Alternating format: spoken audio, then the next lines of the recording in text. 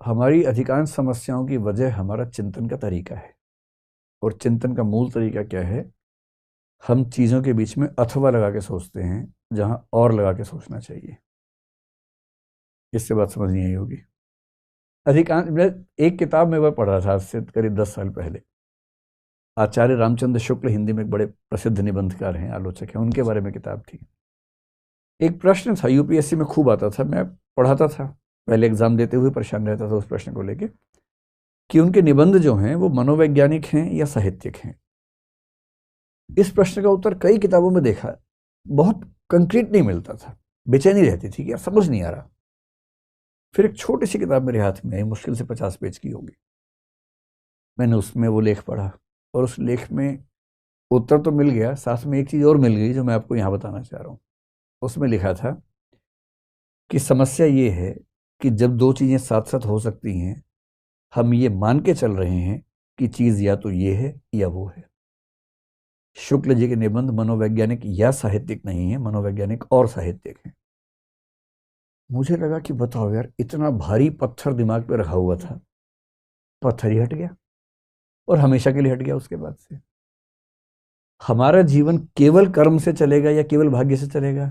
क्यों भाई, कर्म और भाग्य क्यों नहीं हो सकता? हमारा प्रयास, हमारा इरादा और हमारा भाग्य क्यों नहीं हो सकता? तीनों हो सकते हैं। मैं भाग्यवादी व्यक्ति नहीं हूं, लेकिन अगर आप दर्शन की बहुत गहराई में जाएंगे, ये दर्शन में ना भी जाए, सामान्य जीवन में देखें, तो आपको मानना पड़ेगा कि हम सबके जीवन का बड़ा हिस्सा उन संयोगों पर टिका हुआ है जो हमने पैदा नहीं किए थे। सबसे बड़ा संयोग, आप कौन से परिवार में पैदा हुए। उससे बड़ा संयोग कह सकते हैं कि आप स्वस्थ पैदा हुए या विकलांग पैदा हुए। ये तो आपके हाथ में नहीं है, आपने तय नहीं किया था। अब कोई बच्चा जन्म से ही मान लीजिए नहीं देख पा रहा है, आप उसको बोल रहे हैं कर्म करो, कर्म से कुछ भी हो सकता है, इरादा ठान लो। उसने ठान लिया कि देखना है मुझे। विज्ञान में कोई युक्ति है नहीं, जिंदगी भर प्रयास कर रहा, देखूं, नहीं देख पा रहा, तो इरादे से क्या हो गया, कर्मों से क्या हो गया? पहले ही उसकी स्थिति बंध गई है। तो जो मैं कहना चाह रहा हूं, केवल इरादा पर्याप्त नहीं है, केवल कर्म पर्याप्त नहीं है, संयोग की भूमिका भी है, इसको मानना चाहिए। और संयोग को मान लेने से ना बहुत दुविधाएं कम हो जाती हैं। हाँ, कोशिश करनी चाहिए कि संयोग की भूमिका कम से कम हो, इरादे और कर्म की भूमिका ज्यादा हो।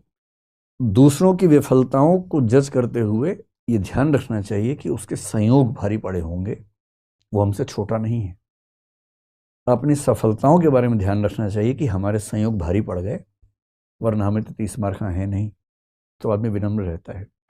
मतलब मैं तो एक साधारण सफलता के स्तर पे खड़ा व्यक्ति हूँ, कोई बहुत तोप मैंने काम नहीं किया जिंदगी में, लेकिन जब मुझसे कोई पूछता है, ऐसा होता है साल में एक दो बार कोई पूछ लेता है कि आपने ये किया, आपने वो किया, क्या है फार्मूला, मैं उसको पता क्या बोलता हूँ? तुक्का। यही फार्मूला है, तुक्के लगते गए बस। उन तुक्कों में आदमी सोचता है कि मैंने सब कुछ कर दिया है, ऐसा नहीं होता है। बहुत सारे संयोग आपके पक्ष में घटे होते हैं। आप उन संयोगों को जीरो करके सारा श्रेय खुद ले लेना चाहेंगे तो कैसी बात बनेगी? तो सबका कॉम्बिनेशन है भाई। और मैं तो मध्य मार्गी आदमी हूं, मैं मानता हूं कि जीवन बीच में है, कोने में है ही नहीं। तो संयोग, कर्म और इरादा, इनका बैलेंस है, इनके मिक्सिंग से जीवन बनता है, ना कि किसी एक से बनता है।